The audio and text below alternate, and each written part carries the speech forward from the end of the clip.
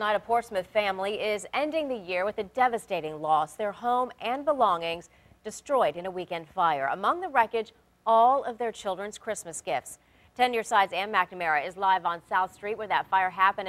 And I understand that some neighbors shared video they took of that fire.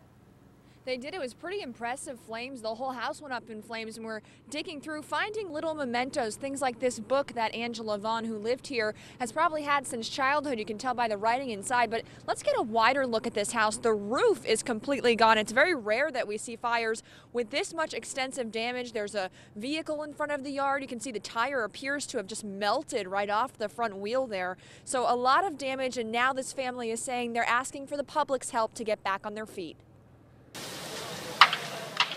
I'm looking at it, I'm like, this is not our house, no. The sound of screaming woke Angela Vaughn from a deep sleep early Sunday morning. She opened her bedroom door to a wall of smoke. So I got up, touched my doorknob, it wasn't hot, so I opened the door, and when I opened the door, the smoke just hit me. This home video shows the flames Vaughn was up against. She knew she had to jump out of her bedroom window. She yelled for her 12-year-old son to do the same. I started screaming at him too, telling him, don't go out your door.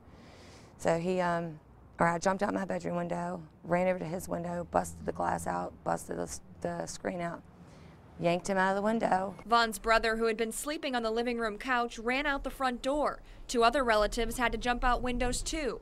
They all huddled together in the cold and watched their belongings burn.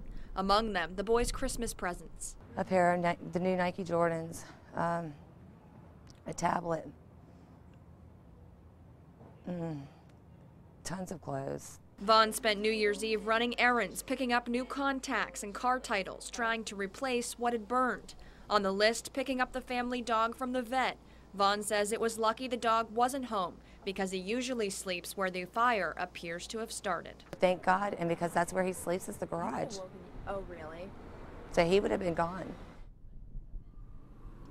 Pretty tough time for this family. They are asking for clothing donations, specifically, Vaughn says, for her 12-year-old son who wears a size large shirt. She also says she's in need of some money to get the dog back home and pay the vet the bill. So if you're interested in any of this, there is going to be a benefit for the Vaughn family. It's going to be at Otis's Raw Bar in Chesapeake on Saturday. The time is still to be determined, of course. You can always get that information on wavy.com. I'm Ann McNamara, live in Portsmouth.